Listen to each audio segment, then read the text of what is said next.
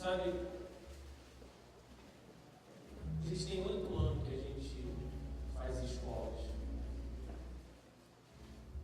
A gente tem feito escolas pelo Brasil. Nós fizemos agora uma escola muito tremenda em Manaus. E terminamos também a escola no Espírito Santo. Foram mais ou menos 240 pessoas. Foi algo tremendo. E eu estava me perguntando esses dias sobre a nossa missão. Porque algumas pessoas, elas nascem e morrem sem nunca ter descoberto a sua missão. Quando a gente não descobre qual é a nossa missão, a gente tem muito problema.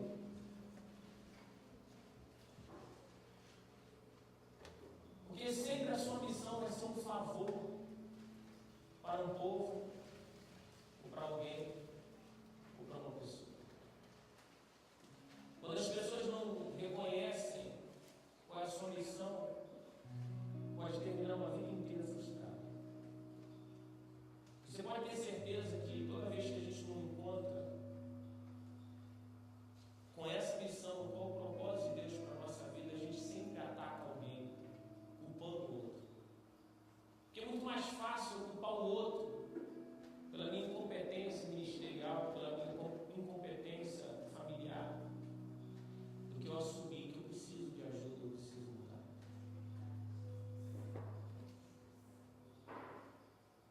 Sabe, a Bíblia fala: a todos a quem eu o enviar, você irá e dirá tudo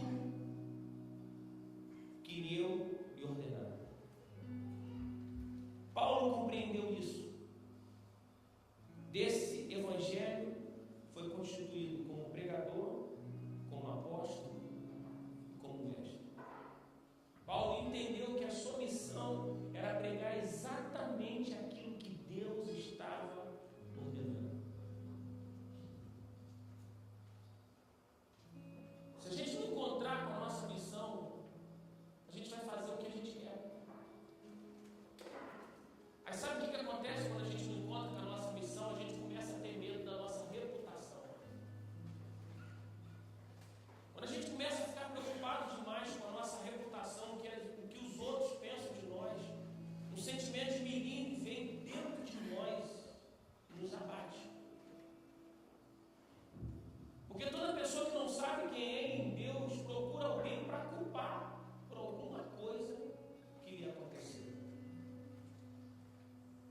É interessante que quando a gente olha Saul, eu vou falar sobre isso com vocês mais para frente, mas Deus fala com Saul uma ordem tão simples: você vai lá, você conquista e mata o inimigo.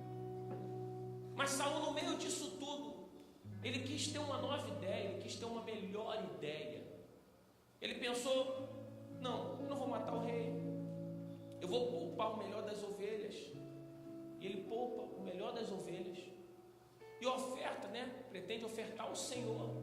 E quando Samuel chega, ele diz: cara, que isso que você está fazendo?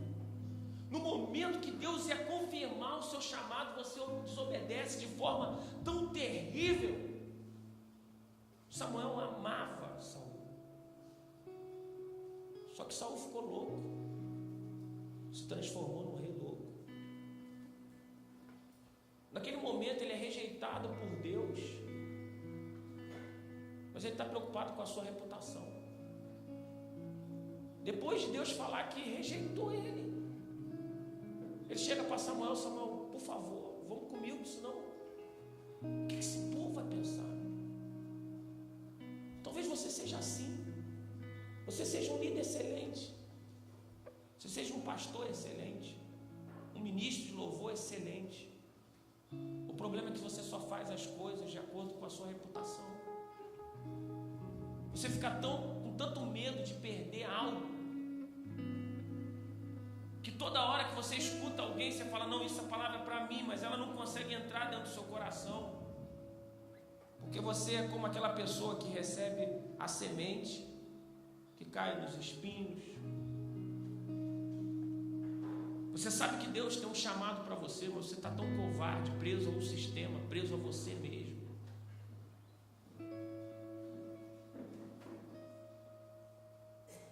Preocupado com o que os outros vão pensar de você. Interessante que Cristo te liberta para você entrar de volta num calabouço mental, preso na sua própria vaidade. Preocupado. Mas você nunca vai descobrir a sua missão, porque Deus não tem prazer nos covardes. A gente só quer aquilo que não é pra gente quando a gente não sabe o que é pra gente.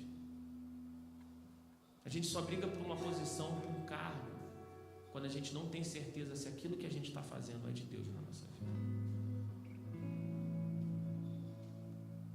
O que você vai fazer com tudo que você vai escutar aqui? Porque se a gente for falar sobre a cultura do reino versus o entretenimento, a gente precisa entender que hoje a nossa igreja, a igreja brasileira, está quase fundamentada em entretenimento. É uma forma de fazer com que o culto faça com que as pessoas se sintam cada vez melhores, mais amadas, mais confortáveis. A gente tem medo de perder as pessoas dentro da igreja. A gente não confronta. A gente vai aceitando qualquer tipo de coisa. A gente vai inventando culto. Algumas pessoas não acreditam mais que realmente Jesus possa ser o suficiente no culto. Talvez você diga, mas pastor, você está falando uma coisa muito terrível. Então por que a gente sempre chama alguém dizendo, ei, venha para o evento que vai vir fulano de tal? Nós vamos fazer isso. Um tempo atrás Deus falou comigo, André, pare de chamar alguns famosos. Eu disse, por quê, Senhor? Porque eu quero que você encontre pessoas que são como tesouros escondidos. Eu disse, o que é isso? Pessoas que estão sem o microfone da popularidade, mas têm unção e têm um coração quebrantado. Algumas dessas pessoas que você vai encontrar, elas estão perdidas, porque elas acham que Deus esqueceu delas. Mas você vai dizer assim, Deus não te esqueceu, é que não queria que você se corrompesse. É por isso que te protegeu, para que chegasse esse momento. É como Deus fez com Esther. Mordecai falou para ela, Esther, foi para essa hora que Deus te chamou. Foi para esse momento. Pensa que você vai ficar escondida no palácio. Está na hora de você abrir mão da sua reputação de rainha e clamar pelo povo. O grande problema é que a gente não quer perder a nossa reputação.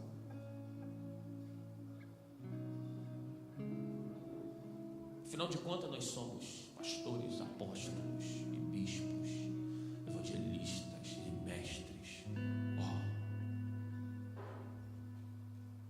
Sabe, a sua missão, ela vai determinar o tipo de sofrimento e o tipo de ataque que você vai ter. Você quer ter um chamado tremendo de nações e quer ser atacado por um coelhinho da Páscoa? Pelo amor de Deus.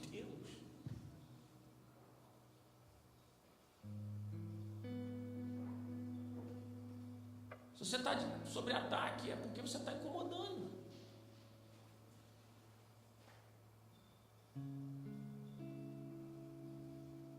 Quando Paulo descreveu o seu compromisso como pregador e mestre, ele explicou, 2 Timóteo 1,12: por essa causa também sofro, mas não me envergonho, porque sei em quem eu tenho crido. Estou bem certo que Ele é poderoso para me guardar, para guardar o que lhe confiei até aquele dia. Sabe, o que te aflige é uma pista da sua missão. Um exemplo, eu odeio a orfandade, porque meu chamado é por paternidade. Eu odeio a ignorância, porque eu tenho um chamado para o ensino.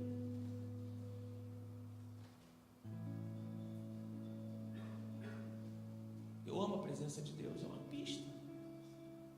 Sabe, uma pista do que você mais ama e do que você mais odeia. Uma dica do seu chamado. O que você mais ama revela os seus maiores dons.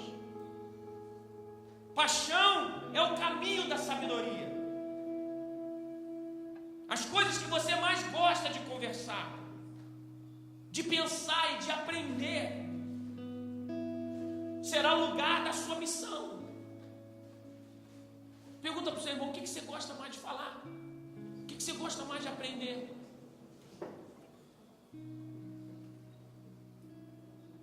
Sabe, você terá sabedoria apenas para aquilo que você decidiu amar. Pergunta para o seu irmão: o que você mais ama? Sabe, quando você descobrir qual é o seu chamado, você vai começar a passar tempo com ele.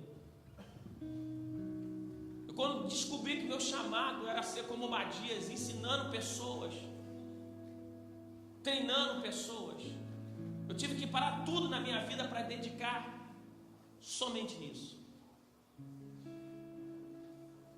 Por isso que toda semana a gente está num lugar treinando pessoas, ativando pessoas, falando do amor de Deus, porque eu nasci para isso. Talvez você não nasceu para pregar em todas as nações, você nasceu somente para pregar sobre um povo. Isso não te torna melhor ou pior, pelo contrário. Quando você descobre que você tem um chamado para cuidar exatamente de uma cidade e você cuida dela, você pode mudar a história, porque os avivamentos não ficaram famosos por causa de um homem, mas por causa de algumas cidades que foram tocadas pelo Espírito Santo.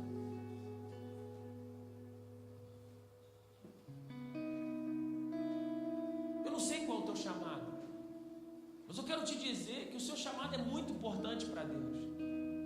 Mas se você estiver preocupado demais com a sua reputação, você vai acabar no engano e querer viver o chamado do outro.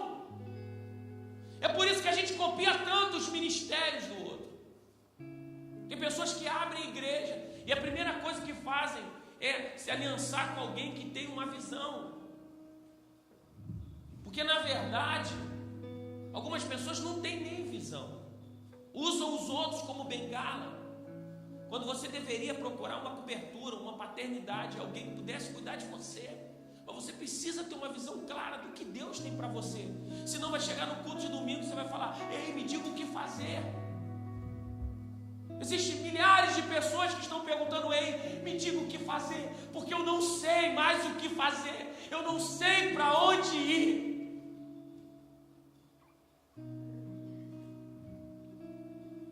Sua missão é geográfica.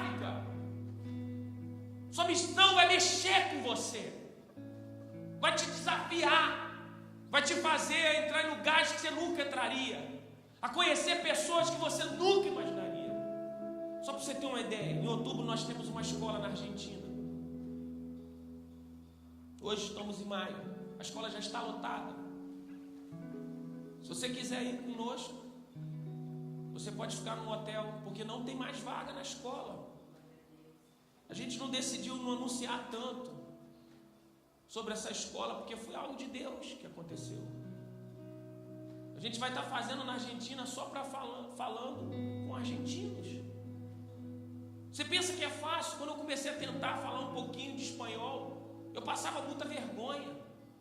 Se eu tivesse medo da minha reputação, eu nunca iria aprender nenhuma palavra, porque eu errava e as pessoas riam de mim. Mas é assim que a gente começa. Quarta-feira a gente começa no curso de inglês, eu, Daniele, meus apóstolos. A gente vai errar, a gente vai falar besteira, mas a minha vontade de aprender é muito maior do que a minha vergonha de errar durante o aprendizado. Pergunta para o seu irmão: por que você tem tanta vergonha de aprender e de pedir ajuda?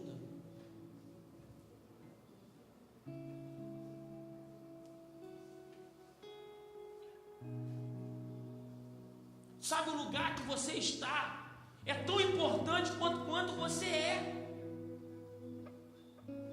O lugar onde você está importa tanto quanto quem você é de fato.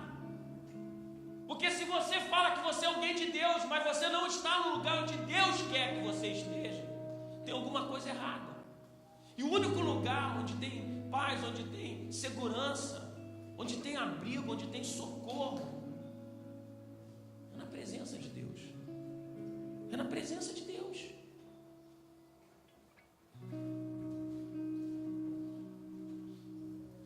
Sabe, raramente você vai receber o favor de alguém que você não preste atenção. Você sabia que existem pessoas que vão mudar a sua vida inteira, só que você é tão orgulhoso que você não percebe. Tem pessoas que passam no seu caminho uma única vez e vão transformar totalmente a sua vida. Mas a gente não enxerga porque a gente está cego. Sabe, essa é uma escola de relacionamento. Eu sei que a pastora Daniele falou tantas coisas, você ficou pensando, meu Deus, eu vou estar num quarto de pessoas que eu não conheço, mas a gente faz isso de propósito. Sabe o que a gente fez com a Amanda? A gente dava leite frio, leite quente, leite morno, porque a gente queria treinar ela para as nações. Sabe, eu tive muita dificuldade porque eu não gostava de comer quase nada. Quando eu fui para o Suriname, eu tive que comer, sei lá, acho que até cachorro eu tive que comer. É difícil. Na Bahia eu lembro que a gente fez uma turnê de 22 dias. Teve um dia que eu falei, Jesus, não tem mais arroz branco não, era sempre arroz com alguma coisa.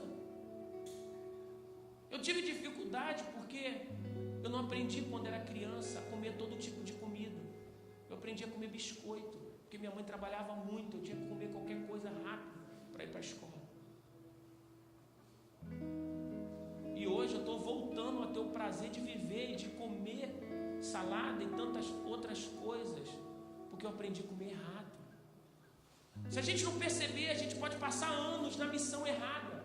É como uma gravidez sem feto, uma gravidez emocional, onde a gente passa um tempo vivendo aquilo, sonhando com aquilo, mas não existe vida. Algumas pessoas engravidam de uma missão que só aconteceu na sua cabeça, nos seus sonhos, mas nunca no trono de Deus, e Deus não tem responsabilidade com aquilo que Ele não mandou você fazer. Talvez você esteja fracassando porque você está fazendo algo que Deus não mandou você fazer.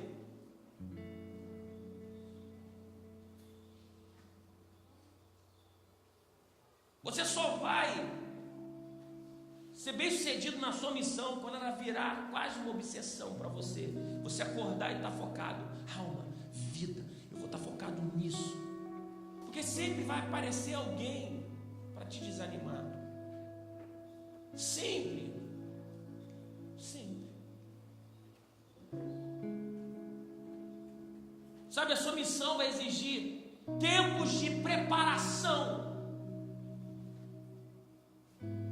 Sabe, você precisa procurar se apresentar aprovado a Deus como obreiro que não tem nada do que se envergonhar e que maneje corretamente a palavra.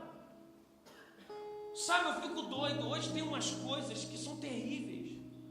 Hoje nós estamos numa época onde as pessoas copiam tanto de ministérios que um cara levanta e coloca uma foto com uma frase, daqui a pouco 20 pessoas estão fazendo a mesma coisa. Alguns querem cantar igualzinho o Cirilo. Aí tem a voz parecida com a Ana Paula Valadão, só quer cantar Ana Paula Valadão. Sabe, é como uma pessoa que tira foto com alguém que é famoso só para mostrar que é uma pessoa bem relacionada. Como se a quantidade dos seus relacionamentos te tornasse uma pessoa melhor. Não! O que te torna uma pessoa melhor é o tempo que você se relaciona com Deus e com as pessoas que Ele coloca na sua vida corretamente. Se você se relacionar com as pessoas erradas, você vai ter um tempo de frustração na sua vida. Sabe, às vezes a sua missão vai ser até mal compreendida até por quem te ama. Você não tem ideia do dia que eu estava sentado aí. Me lembrei tanto esses dias, eu estava sentado aí, igualzinho você. Eu estava escutando alguém pregar. Eu fechei meus olhos e eu disse, Deus, um dia eu vou ter uma escola como essa. E pediram para mim escrever meus sonhos, eu e minha esposa. E sabe o que a gente escreveu? O que está acontecendo exatamente aqui. Eu escrevi, olha, um dia eu vou estar ministrando para pessoas de tudo quanto é lugar do Brasil.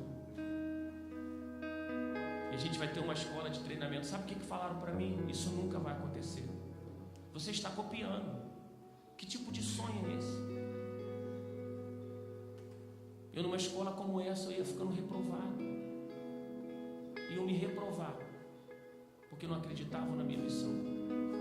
Você sabe o que eu fiz? Chorei. Chorei mais um pouquinho. Depois chorei mais um pouquinho. No meio do meu choro, Deus falou comigo: quem falou com você? Eu disse: foi o Senhor.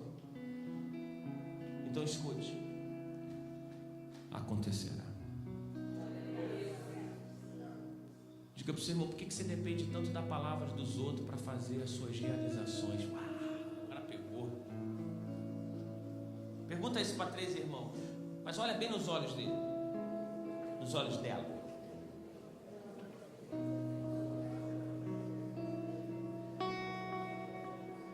Sabe? Sempre na sua missão Deus vai colocar um inimigo. Deus, quando queria promover Davi, o que ele fez? Colocou um inimigo.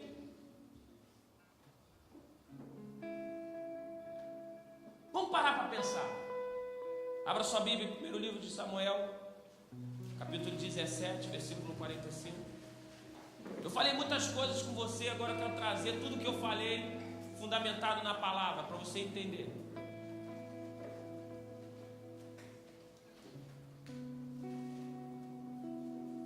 E disse mais Davi: o Senhor me livrou das garras do leão e das do urso, e Ele me livrará da mão desse filisteu. E então disse Saul a Davi: vai, e o Senhor seja contigo. Primeiro livro de Samuel 17, 37, agora 45. Davi, porém, disse ao filisteu: tu vem a mim com espadas e com lanças e com escudos, porém eu venho a ti em nome do Senhor dos exércitos, o Deus de Israel, a quem tens afrontado. Sinceramente, se eu falasse para você sobre o que é a imagem de um guerreiro, o que você ia falar? Não, um guerreiro, um camarada alucinado, com espada, um capacete. Tudo que você não ia pensar era um guerreiro como Davi. Sabe por que a gente tem imagem somente daquilo que a gente vê no mundo físico?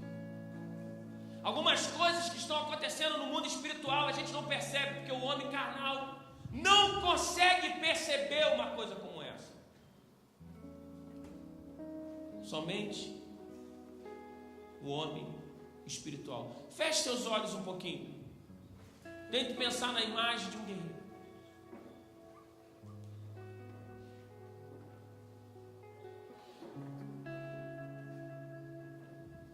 Pode abrir os olhos. Quando você pensa na imagem de um guerreiro, você não vai ver alguém franzino, com cara de ovelha, com cheiro de ovelha. Não é verdade? Mas Deus começa o chamado de Davi de uma forma muito especial.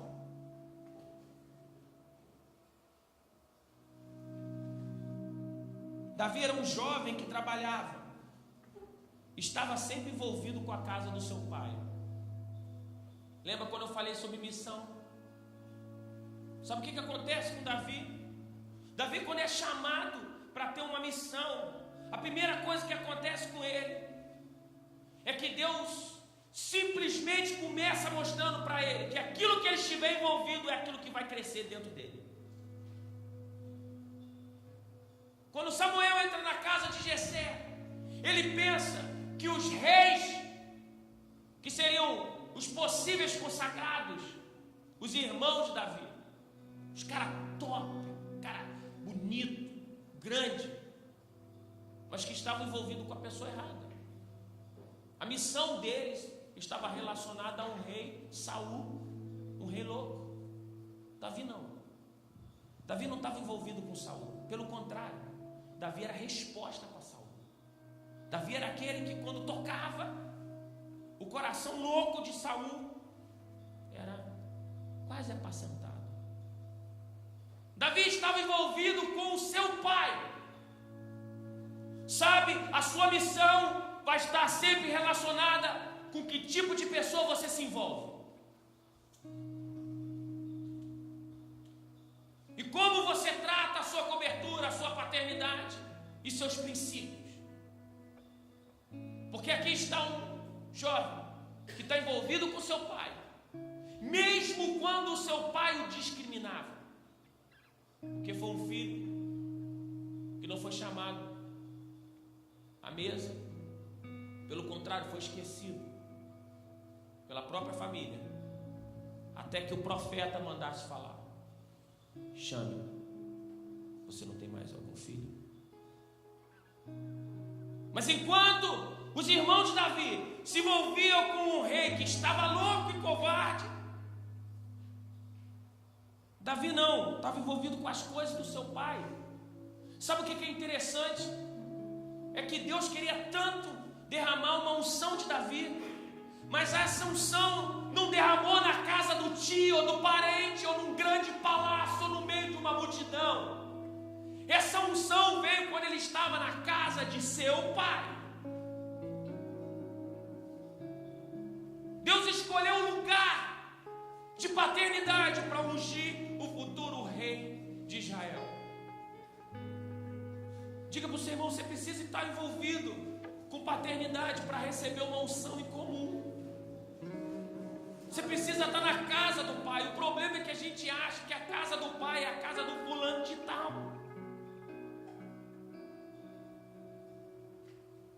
Diga, a casa do pai significa a casa de Deus, a presença de Deus na sua vida, aquele que é digno de ser chamado de papai. Abba, pai.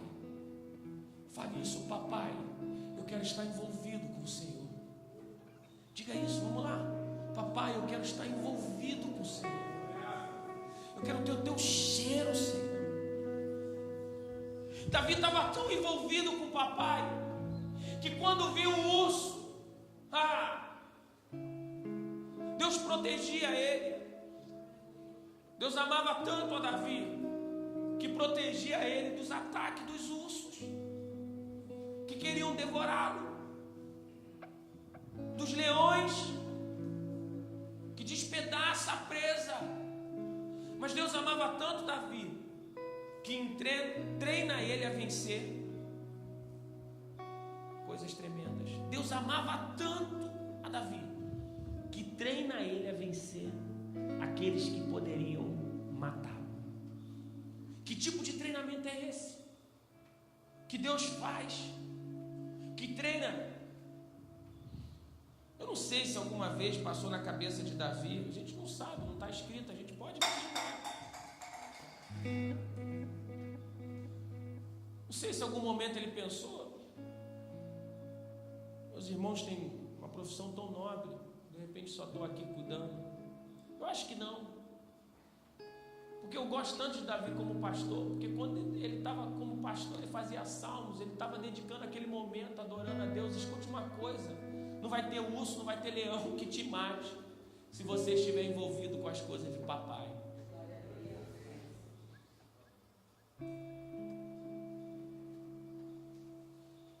Deus estava procurando um rei para o seu povo, escolheu exatamente alguém que não estava envolvido com o rei que Deus tinha rejeitado.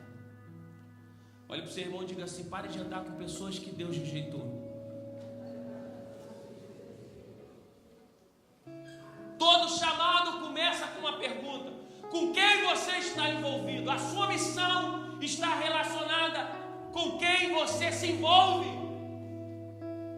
Tem pessoas que só podem andar com gente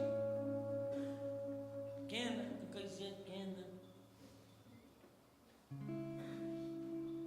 Sabe, eu tenho uma dificuldade de andar com pessoas que têm baixa autoestima, porque é muito ruim. A pessoa está sempre: céus, a vida, não sei se Deus, não sei se eu consigo, ora por mim. Um dia está lá, outro dia não sei, não sei se eu vou para a igreja hoje. E tem gente que até falta: eu não vou para o culto hoje para ver se alguém se lembra de mim. Diga para o seu irmão, sai desse corpo, pelo amor de Deus.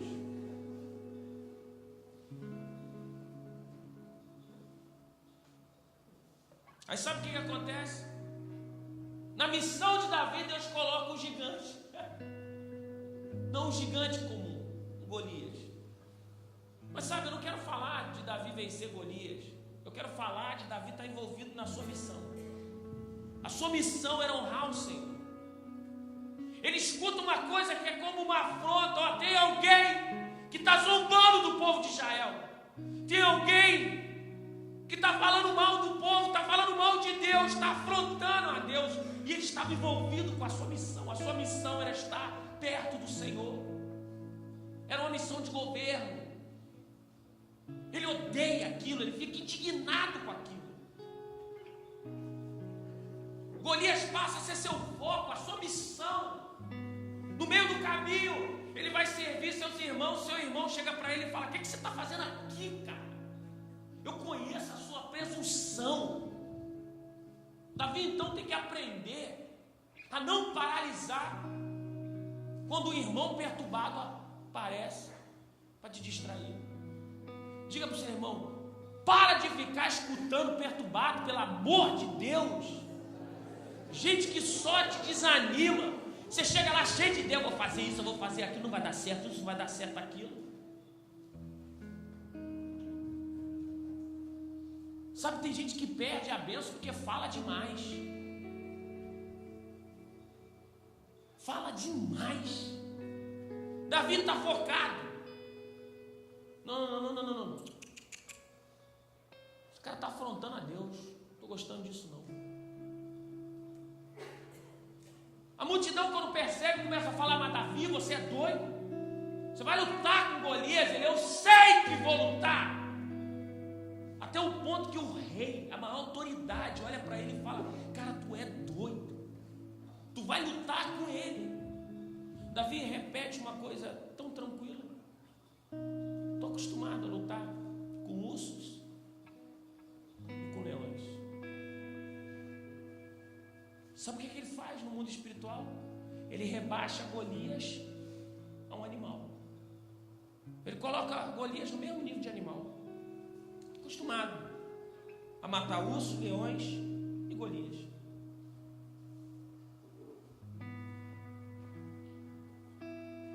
É como se o leão olhasse para Davi e falasse: comida. É como se Davi olhasse para Golias e falasse: comida.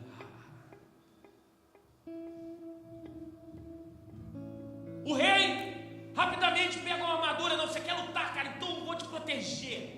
Olha só, eu vou botar algo que vai te proteger, que vai te ajudar, que vai te dar uma ajudinha para você vencer. Sabe, a gente tem que ter cuidado, porque no meio do caminho para a nossa missão sempre vai querer aparecer alguém para colocar alguma ferramenta em nós que Deus não tem para a gente.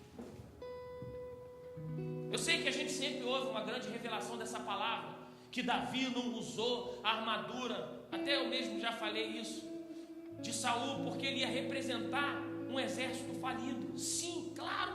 Se Davi vencesse com a armadura de Israel, quem ia ter vencido Golias seria o exército. Mas ele não. Ele sabia que aquela ferramenta ia atrapalhar ele na sua forma de atacar o inimigo. Ele sabia que aquilo ali ia prejudicar. Sabe, quando eu fui para o campeonato de jiu-jitsu, a gente tem uma quantidade de pano mínima.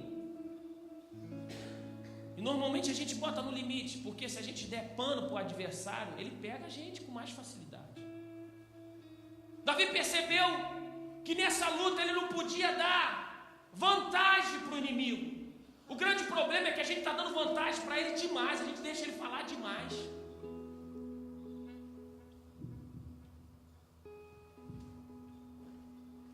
Olha, eu fiquei impressionado. Teve pessoas que dormiram essa noite no aeroporto. Não é? Os caras vieram de Coniza, cara. Coniza não, Juína. São 12 horas de ônibus, mais umas 7 de avião. chegaram à tarde, dormiram no hotel, dormiram dentro do aeroporto, no chão, para estar numa escola como essa. Pessoas que saíram domingo, pegando, quem saiu domingo aí de ônibus? Foi domingo, foi você? Tem pessoas que passam 3 dias viajando de ônibus para chegar aqui, como em janeiro, viu a menina do Pará. Em janeiro nós temos já praticamente 53 pessoas inscritas de Manaus para vir na escola de pastores. São pessoas que falam assim: não, eu vou para aquilo, eu vou para aquele lugar porque algo vai acontecer. Não é porque é a escola Filhos Benditos, não, é o seu desafio, é a sua missão. A dificuldade aparece, a situação financeira aparece, você fala: meu Deus, o que eu vou fazer? Aí você vê um milagre no último momento. Você fala: meu Deus, o que está acontecendo? No último momento, tem coisas que você até desistiu de vir no último momento. Teve uma irmã, né? Fica de pé aí. Eu disse para você, quando eu estava lá na Bahia: você vai estar na escola. Você falou para mim: é impossível, só um milagre. Não era para você estar aqui. Era teus Golias. Na última reunião de oração, estava todo mundo orando. Aí Deus falou: agora você vai. São os trabalhadores da última hora. Deus queria que você estivesse aqui. É assim que Deus faz. Davi pensou: não, isso vai me atrapalhar. Eu não quero nada que atrapalhe a minha missão. O problema é que a gente se distrai demais. A gente fica olhando, sabe? Vou voltar a falar. Quando eu estava no campeonato, lutando lá no jiu-jitsu, a gente começa a luta. E o mestre Juan, ele fala assim: olha, quando você começar um campeonato, você fica olhando para o cara. Por isso que alguns fazem até aquela cara de mal, para ver se coloca medo no adversário. Eu até tento, mas não consigo. Até tento, fico fazendo assim, ó. A minha vontade é de orar pelo cara. Toca nele, Jesus. Pum, acabou. Mas a gente está focado. Aí eu fico pensando: eu vou pegar ele, eu vou chamar ele para a guarda, eu vou tentar raspar, eu vou tentar fazer isso. Sabe, Davi estava olhando para ele. E Davi faz uma coisa tremenda. Ele coloca a sua missão num patamar divino. Você vem com espada, você vem com lanças, mas eu não tenho espadas, eu não tenho lança. Eu tenho a minha missão. A minha missão é proteger aquilo que eu creio. A minha missão é engrandecer o nome do Senhor. Sabe por que ele bota num patamar divino? Porque ele fala bem assim: quem é você para afrontar o Senhor dos Exércitos? Sabe por que ele fala? Cara, você não está mexendo comigo. Essa luta não é minha. Essa luta não é minha. Esse problema não é meu. Cara, se você tivesse mexido somente comigo, você ia ganhar. Mas você está mexendo com aquele que me chamou. Você está mexendo com aquele que me convocou. Ramacanta, Ratou. Ora, Martindo. Cara, você está olhando para a pessoa errada. Eu não tenho nada para oferecer. Quem sou eu? Sabe, depois de janeiro teve um momento que eu até entrei em crise. Vários pastores aqui. Pastores, tinha uma apóstola aqui, só a congregação tem 2.000 pessoas dormindo no colchonete. Mais 250 pessoas aqui para fazer um treinamento comigo de 3 dias. Quando eu saí dessa escola, eu falei: Deus, o que está acontecendo? Aí ele me disse uma coisa que, graças a Deus, me acalmou. Porque eu estava falando: Senhor, que peso é esse de pregar para várias nações, para vários países? E ele me disse: André, é a graça, não é seu, é a graça. Aí eu falei: Deus, o que é meu é só você focar em mim. Fica comigo e não me atrapalha. Aí eu falei: meu Deus, então muitas das vezes eu é que pego aquele escudo, aquela lança que é tão pesada e coloco sobre os meus ombros. Sou eu que me armo. Às vezes ninguém precisa me oferecer coisa alguma. Sou eu que me coloco numa situação onde vai me prejudicar na batalha. Sou eu que me coloco. Aí Deus começa a nos ensinar: isso não é bom para você. Isso não é bom para você. Sabe por que você está aqui numa escola como essa? Porque tem ferramentas que não são boas para você. Pode funcionar para um outro estado, mas não vai funcionar para você. Para uma outra realidade, mas não para a sua. Sabe, essa escola pode não funcionar na sua igreja. Talvez Deus tenha algo totalmente diferente para você. E o que importa? Nada. Se Deus tem algo completamente diferente, não copie a visão dos outros. Não adianta você fazer uma escola como essa se você não tem um chamado. Você precisa ter um chamado. Senão você vai pegar uma escola como essa, vai usar como uma ferramenta que não vai se encaixar perfeitamente em você. Você está entendendo o que eu estou falando? Aí Deus falou: é a graça, André. Não é porque você merece, é porque eu te escolhi para fazer isso. Aleluia. Diga para o seu irmão: não é porque você merece, é porque Deus te escolheu. Esse foi um dos anos para mim mais fantástico, porque você não tem ideia como a equipe funciona. Eu não tive que me preocupar com absolutamente nada diante de Deus. Eu só cheguei aqui para ministrar. Eu me lembro que eu liguei para o Levi e falei: Levi, eu tenho um problema. Aí ele: qual o problema? Não, porque tem um pastor chegando lá no aeroporto. Ele: André, eu já resolvi. Eu falei: uau. Depois eu falei: ô Ari, eu estou com um problema que eu não estou conseguindo resolver. Ele falou: André, eu já fui lá no sítio e já resolvi. Eu falei: meu Deus, toda vez que eu pensava num problema, Deus colocava Davis, que já tinham matado os gigantes. Uau.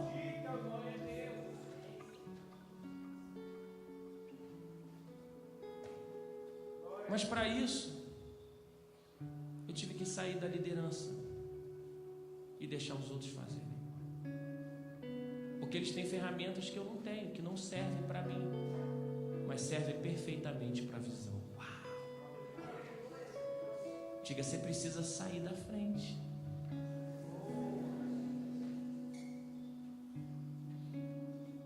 Sabe, Davi é tão temente a Deus que ele fala: olha, eu estou acostumado a matar ursos e leões. Essa palavra é tão forte, né, Ari, que chega lá no coração de Golias. Golias já se sente um animal, porque ele fala: por acaso eu sou um bom animal? A palavra do profeta, a palavra de Davi, do homem de Deus, rebaixa um gigante, um guerreiro, um animal. Diga para o seu irmão: então para de promover o inimigo. Para de ter medo da ameaça mais do que o próprio gigante. Você já viu uma sombra? Aquela sombra que parece que é muito grande, aquele desenho animado, que a pessoa está com medo, aí de repente vem um ratinho, é tipo o Tom e Jerry, né? O Jerry fazia aquela, aí o Tom ficava, depois vem aí, pequenininho. Diga para o seu irmão: você está com medo de quê, cara? Você está apavorado com o quê?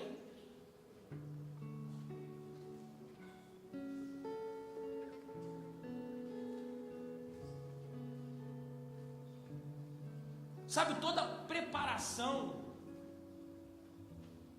ela te indica para uma promessa, e toda promessa tem uma preparação. Não dá para a gente começar ganhando as coisas sem passar pelo teste. Hoje você está cansado, você chegou aqui tarde, você está louco para dormir, ainda está escutando uma palavra, o primeiro dia da escola. Como é que você está sendo treinado? Está sendo treinado a resistir até o seu cansaço. Porque tem dias que vai estar cansado mesmo, tu vai querer explodir, você vai querer falar mal, você vai querer reclamar, e Deus vai falar bem assim: quieta.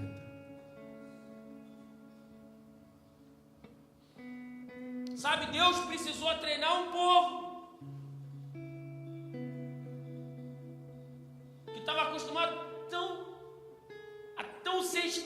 cansado, que Deus começa um treinamento para o povo no deserto, mas que apesar de ter sido treinado por Deus, morre no deserto porque não aprendeu coisa alguma.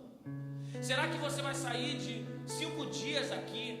Será que você vai sair de anos de treinamento sem nunca ter aprendido nada e errando nas mesmas coisas?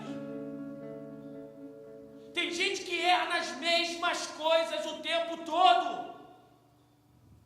Sabe, depois que Davi acertou Golias,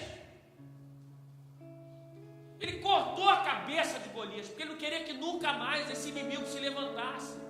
Diga para o seu irmão, por que você deixa Golias se levantar o tempo todo na sua vida? É sempre a mesma coisa. Gigante que afronta 40 dias e 40 noites.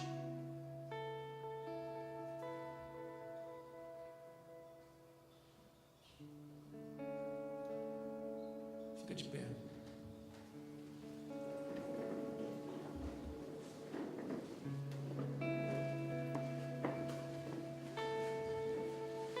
Feche teus olhos aí um pouquinho.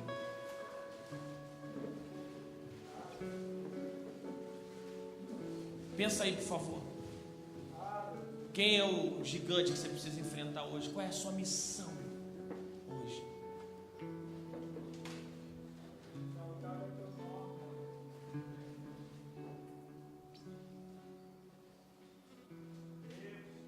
Eu me rendo a Ti, meu Senhor, me entrego a Ti, meu Salvador, e junto a Seus pés declaramos Tua glória, Rei Jesus. Sabe?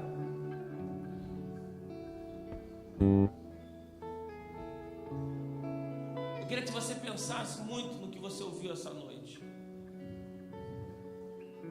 Hoje eu vou fazer diferente, eu não vou te chamar para você vir aqui na frente, nem vou orar por você. Porque essa noite você precisa decidir que tipo de envolvimento você vai ter nessa escola. Se você vai se relacionar com pessoas ou não.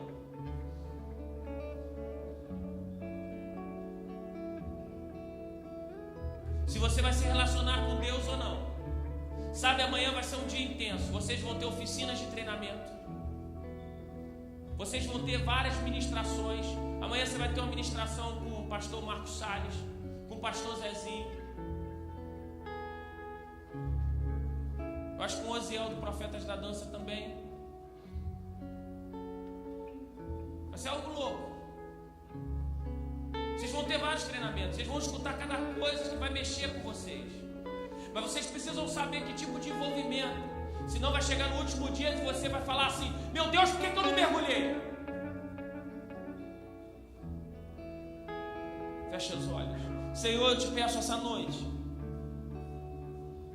que a gente aprenda a reconhecer a missão que o Senhor tem para cada um de nós. Para cada um de nós. Nos ensina, Senhor, para que a gente não passe uma vida inteira sem ter um propósito. Tira de nós esse espírito de menino, de coitadinho, esse espírito de usar pessoas como bengala e de viver montando no chamado do outro. Nos ensina a descobrir nesses dias, nos próximos anos, qual é o nosso chamado e qual é a nossa missão. E que a gente fique focado nela, assim como Jesus, que não desistiu. Cada um aqui é a sua missão. E ele não desistiu de nenhum de nós. Nos abençoa em o nome